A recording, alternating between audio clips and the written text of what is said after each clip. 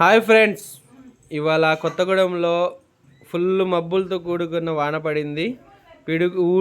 ఉరుములు మెరుపులు ప్లస్ వడగరుపులు, అది ఐస్ గడ్డలు కూడా పడ్డాయి. మీ ఊళ్ళో కూడా పడ్డాయేమో చెప్పండి, నాకు కామెంట్ చేయండి, ఓకేనా. ఈ ఫుల్ మెరుపులు, మా వాషింగ్ మిషన్ అయితే లేచిపోయింది, కానీ కొంచెం దూరం వెళ్ళిందిలేండి.